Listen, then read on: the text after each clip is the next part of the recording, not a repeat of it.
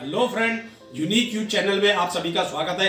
आज हम आपको बताएंगे अनाज यानी कि आप अपने गेहूं को कीड़ों से कैसे सुरक्षित रख सकते हैं। जैसे कि आप अपने खेत से गेहूं काट कर लाते हैं और घर पर रखते हैं, उनको इस प्रकार की टंकियों में भर कर रखते हैं ताकि आप अपने साल भर का अनाज घर पर रख के सुरक्षित रख के पिसवा कर उसका आटा बनाकर आसानी से खा सके। क्योंकि आपके घर का खुद के खेत का जो अनाज होता है बहुत ही अच्छी क्वालिटी का होता है। आप बाजार से किस तरीके का अनाज लाते हैं ये आप नहीं जानते होंगे, किस तरीके की अनाज की क्वालिटी होती है वो आप नहीं जानते होंगे, लेकिन आपके अपने घर का आप अपने खेत का जो अनाज लेके आते हैं वो बहुत ही अच्छी और शुद्ध क्वालिटी का होता है। उसके बारे में आपको सारा पता होता है। आप उसको किस तरीके से कीड़ों से बचा कर रखेंगे, जैसे कि उसके अंदर सुरसुली लग जाती है, घुन लग जाता है, इसके अलावा और भी कई सारे इंसेक्ट लग जाते हैं और उन इंसेक्ट को ना लगे, उन इंसेक्टों से सुरक्षित आप अपने गेहूं को कैसे सुरक्षित रखें वो उपाय मैं आपको बताऊंगा।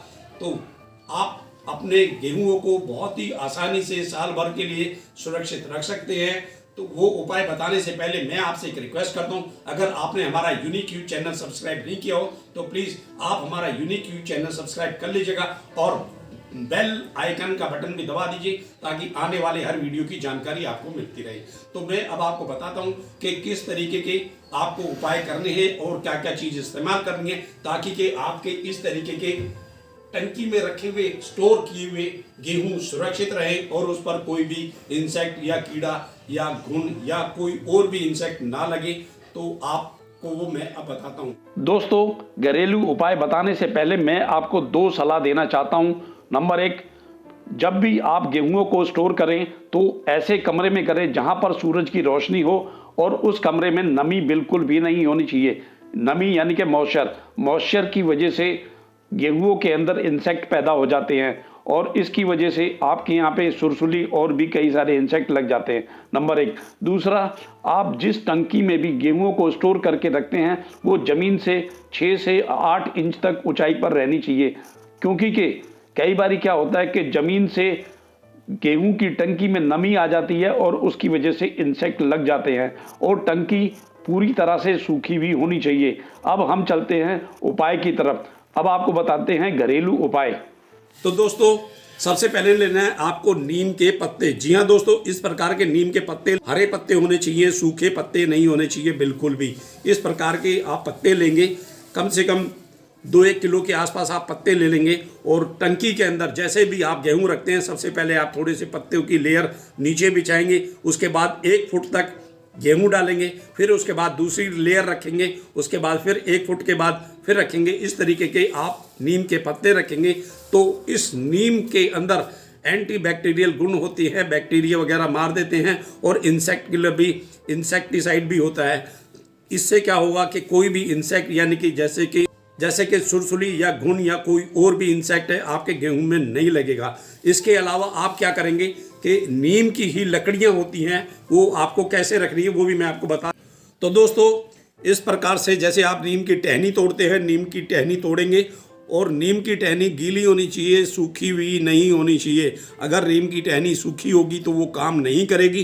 तो इस प्रकार से आप नीम की टहनियाँ ले लेंगे, इसके अंदर से ये पत्ते हटा देंगे क्योंकि कि इसके अंदर भी एंटी बैक्टीरियल होता है, गुण रहते हैं। जब तक इसके अंदर कड़वापन रहेगा तब तक इंसेक्ट आपके गेहूं में नहीं आएंगे। इसको भी इसी प्रकार से रखना है कि आप जैसे कि पत्तियां रखी हैं, पत्तियों की जगह पे आप 3-4 टहनियाँ नीचे बिछा दें, उसके बाद 1 फुट तक आप गेहूं रखें, उसके बाद फिर 3-4 टहनियाँ इस तरीके से बिछा दें और बिछाने के बाद उसके बाद फिर गेहूं रखें।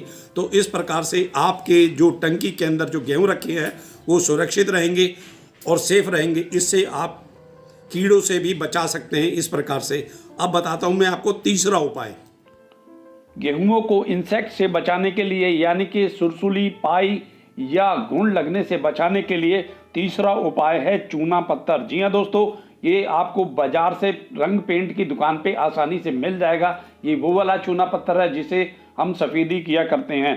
तो इसमें आप जो कंकड़ वाली डलियां ना लें, जो हल्की हल्की डलियां हैं उसी तरीके की लें।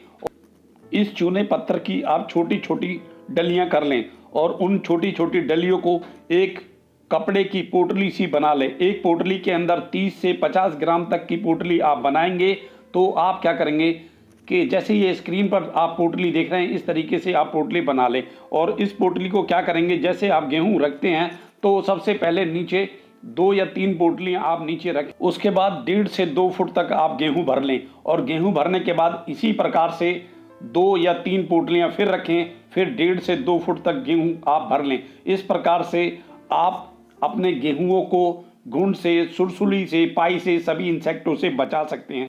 चूना जो है गेहूं के अंदर से नमी को खत्म करता है, यानी कि मॉइस्चर को खत्म कर देगा और मॉइस्चर की वजह से जो इंसेक्ट पैदा होते हैं वो पैदा नहीं होंगे। और चूने से इंसेक्ट काफ़ी दूर भागते हैं, क्योंकि कि चूने के अंदर इंसेक्टों को मारने की ताकत होती है और चूने से काफ़ी सारे इंसेक्ट मर जाते हैं। तो इस प्रकार आप अपने गेहूं को बचा सकते हैं। अब चलते हैं अगले उपाय की तरफ। तो दोस्तों अब बताता हूं आपको अगला उपाय। आपको लेनी है इस प्रकार से माचिस, और ये माचिस पूरी भरी भी होनी चाहिए, इसके अंदर तिल्लियां होनी चाहिए।